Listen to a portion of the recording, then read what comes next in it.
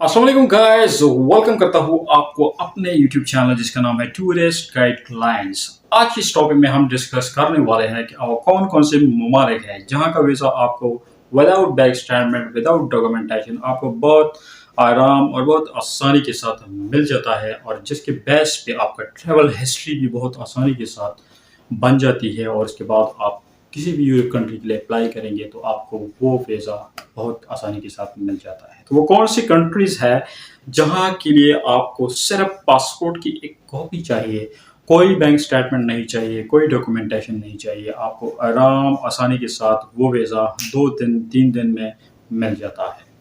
तो इसमें सबसे पहली कैटेगरी में जो फॉल करता है वो है दुबई। दुबई, यूएई, शारजा हो गया, अबू धाबी। तो यूएई का जो वीज़ा है वो आपको जस्ट आप एक पासपोर्ट की कॉपी किसी ट्रैवल एजेंट को देंगे, वो 24 घंटे में या 48 आवर में आपको वो वीज़ा दे देंगे। वो विजिट वीज़ा होता है। आप 1 मंथ के लिए अप्लाई कर सकते हैं, 2 मंथ के लिए, 3 मंथ के लिए। सिर्फ फीस का जो डिफरेंस होता है, बाकी कोई डॉक्यूमेंटेशन, कोई बैंक स्टेटमेंट उसके लिए नहीं चाहिए।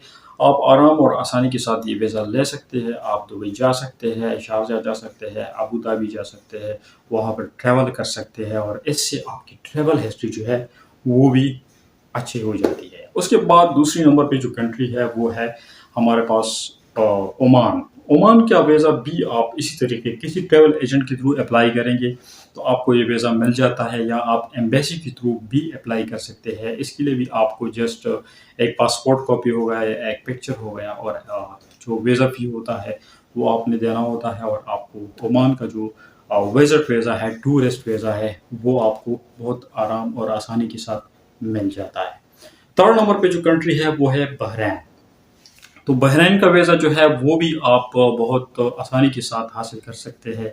आप किसी ट्रैवल एजेंट जो बहरीन में है उससे कांटेक्ट कर सकते हैं, या यहाँ पर जो ट्रैवल एजेंट है इसके बहरीन के विजिट वीज़ा के हवाले से आप उससे साथ बात कर सकते हैं, और वो आपसे जस्ट पासपोर्ट कॉपी मांगेगा और आपको वो वीज़ा 2 से 3 दिन में प्रोवाइड कर देगा।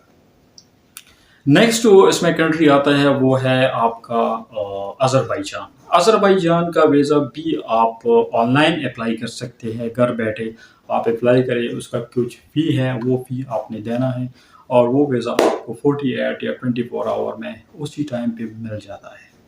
जब आपको अज़रबैजान का वीज़ा मिल जाता है और आप अज़रबैजान चले जाए तो वहाँ पर आप 3 कंट्री जो है, उज़्बेकिस्तान हो गया, ताजिकिस्तान हो गया और किर्गिस्तान हो गया। ये 3 कंट्रीज है, और ये वीज़े आप विजिट वीज़ा पे अज़रबैजान जब जाते हैं तो वहाँ से आप इन वीज़ों के लिए अप्लाई कर सकते हैं, या अगर आप ओमान, बहरीन या दुबई में हैं तो वहाँ से भी आप इन वीज़ों के लिए अप्लाई कर सकते हैं। आपको ये ई वीज़ा भी मिल सकता है और स्टिकर वीज़ा भी मिल सकता है। अगर आप ऑनलाइन अप्लाई करेंगे वहाँ से तो आपको वहाँ पर ई वीज़ा मिल जाता है जो आपकी ईमेल पे मौसूल हो जाता है, और आप इन कंट्रीज़ को भी विज़िट कर सकते हैं। अगर आप अज़रबैजान में हैं या आप दुबई में हैं तो वहाँ से बहुत आराम के साथ आप इन तीनों कंट्रीज़ में जा सकते हैं। इससे भी आपकी ट्रैवल हिस्ट्री जो है वो बहुत अच्छी हो जाती है।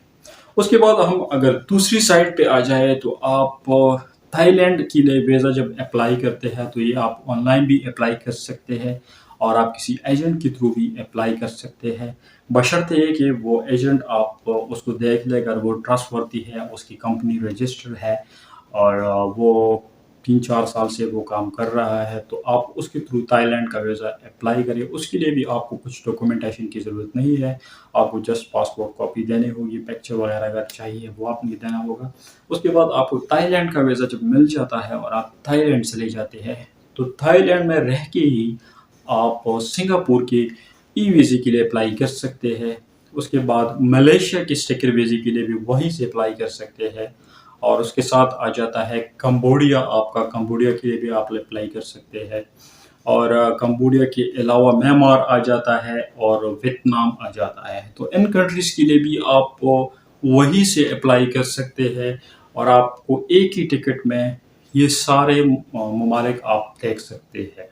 अगर आप फ़र्ज़ करें आप थाईलैंड में हैं और थाईलैंड आप चले जाएँ तो वहाँ से आप मलेशिया बस के थ्रू जा सकते हैं, सिंगापुर जा सकते हैं, श्रीलंका आ सकते हैं, कंबोडिया आ सकते हैं, और वियतनाम हो गया और म्यांमार हो गया।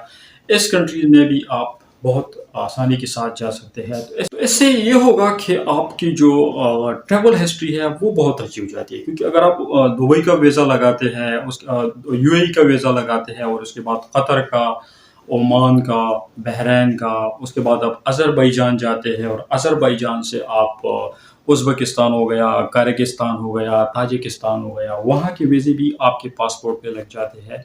और उसके बाद आप ट्रैवल करते हैं थाईलैंड के लिए, और थाईलैंड से फिर आप मलेशिया हो गया, आपका सिंगापुर हो गया, श्रीलंका हो गया, कैम्बोडिया हो गया और वियतनाम हो गया, म्यांमार हो गया।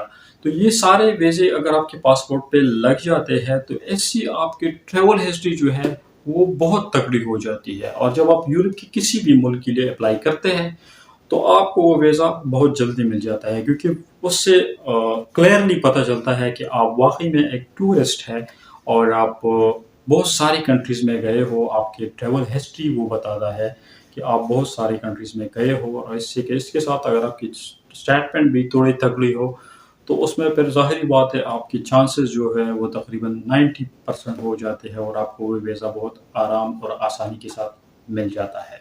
तो इससे दो रूट निकलते हैं। एक रूट हो गया आपका, आप इस साइड पे अगर जीसीसी के साइड पे आएंगे, आपका दुबई हो गया या सऊदी अरब हो गया या ओमान हो गया, बहरैन हो गया, ये सारे वीज़े आप वहीं पर अगर आप लगाएंगे तो इस कंट्रीज़ में आप बहुत आराम के साथ, मतलब ट्रैवल एक्सपेंस आपका कम लगेगा और आप इन कंट्रीज़ में घूम सकते हैं। उसके बाद आप अगर आप अज़रबैजान की साइड पे जाएंगे तो उस साइड पे आप वियतनाम, किर्गिस्तान और ताजिकिस्तान, ये 4 कंट्रीज़ आप देख सकते हैं, विज़िट कर सकते हैं।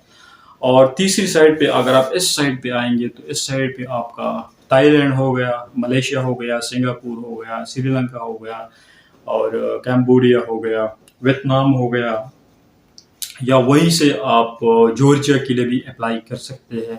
तो वो भी अगर आप देखना चाहते हैं तो वो भी देख सकते हैं। ये सारी कंट्रीज़ जो है इसका तकरीबन 127 ये वीज़े हैं मुख्तलिफ़ कंट्रीज़ के, जो आपको पाकिस्तान से बहुत आसानी के साथ मिल जाता है और इससे आपका ट्रैवल हिस्ट्री बहुत बेहतर हो जाती है।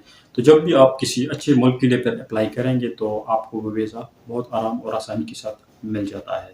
आपको कोई भी प्रॉब्लम हो इसमें तो आप नीचे नीचे कमेंट कर सकते हैं।